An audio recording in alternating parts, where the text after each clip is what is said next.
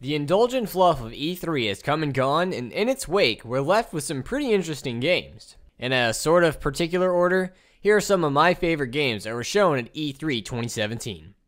With a shocking reveal last year, Days Gone quickly gained steam as an anticipated release for Sony's PS4. It's an open-world zombocalypse game, and its reveal in 2016 began as a pretty rote sequence, but then evolved into a massive horde encounter that I feel really made it stand on its own. More gameplay was revealed this year, and contrary to last year, it showed more of a human versus human conflict with the main character Deacon getting ambushed by some people in the wilderness. After fighting off his attacker, he sneaks into their camp and uses stealth to kill others. Honestly, I hope the developers don't focus on this human versus human aspect as much, as that's not what turned me on to the game. There's tons of other games that I could play if I wanted to play this action-adventure / stealth kill style. Instead, I want to play a game like this. The frenetic pace of this showcase is really what set the game apart in my opinion, and I really hope the development focuses on creating more encounters like this. Nestled in Microsoft's conference was a game with a stunning pixel art style with bright neon colors and an awesome soundtrack. Fans of the channel are probably hoping I'm talking about Hotline Miami 3, but the game I'm talking about is called The Last Night. Described as a cinematic platformer, the game was originally created in a game jam, but has now since become a full-fledged game, and it turned heads at its unveiling. However, the game has since been engulfed in controversy when it was noted that the game's director, Tim Soret, had made comments in the past that were seen as pro-Gamergate, and some people were calling for the publisher of the game, Raw Fury Games, to pull support for The Last Night. Tim Soret has since apologized for those comments, saying, "They don't in any way represent where I am today or what The Last Night will be about." And Raw Fury Games has issued a statement in support of Soret, indicating they intend to continue supporting the project. Whether this controversy will continue to affect the game remains to be seen, but if the gameplay has received the same care as the art and the music, then this could be an incredibly promising game. EA focused most of their press conference on Star Wars Battlefront 2, dedicating 30 minutes entirely to it.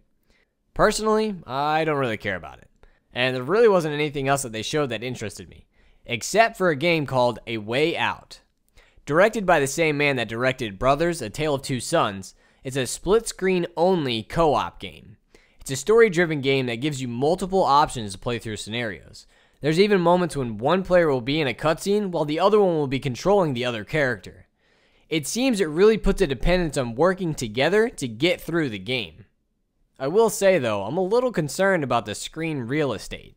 The game seems to transition between horizontal and vertical split screen. And have you tried playing vertical split screen lately? While at other times, one player's screen is larger than the others, and sometimes they share the same screen. Hopefully, the game doesn't jump around new viewpoints very much, as I think it would be a chore to get adjusted to a new viewpoint frequently. However, I will say I admire the director's uncompromising vision. In an interview with Ars Technica, he's quoted as saying, "If someone comes to me and says, 'If you do this, you'll sell 1 million copies more,' my answer would be, 'Go f*** yourself.'" Hopefully, he brings that passion to the game and it thrives from it. I remember watching the reveal trailer for Ori and the Blind Forest in 2014. Well, my eyes were pretty misty. The soundtrack, combined with the amazing visuals and the story of love and loss, was really compelling. The game itself was just as beautiful as the trailer, with a really touching ending. On top of that, it was an incredibly fun Metroidvania platformer, one of my favorite genres. So imagine my delight when watching Microsoft's press conference when familiar notes began ringing, and an art style I had seen before emerged on the screen. Ori and the Will of the Wisps had been announced. Based on the trailer, the game looks to be as beautiful as the first, and I can't wait to re-explore the Forest of Nibel in the Metroidvania style I've come to love. And speaking of Metroidvania, Nintendo announced Metroid Prime 4 and Metroid Samus Returns. This was the announcement that excited me the most. I absolutely love Metroid. Now, to be completely honest, I've only played the 2D Metroids and only a few hours of the first Metroid Prime on Wii U with motion controls. So the announcement of Metroid Prime 4, while exciting and thrilling, isn't what really excites me. Instead, my elation comes from Metroid: Samus Returns. It's a remake of Metroid 2, where she's tasked with going to the Metroid home planet and rendering the species extinct. Huh. Pretty dark now that I think about it. Anyway, the original game came out on the Game Boy and improved upon the formula laid out in the first game, but it was also seen as the weakest game in the series for many years until, well, we won't talk about that. Based on the gameplay we've seen, it seems like this remake is going to be improving the game in a few ways, such as pulling the camera back so we can see what the heck is going on.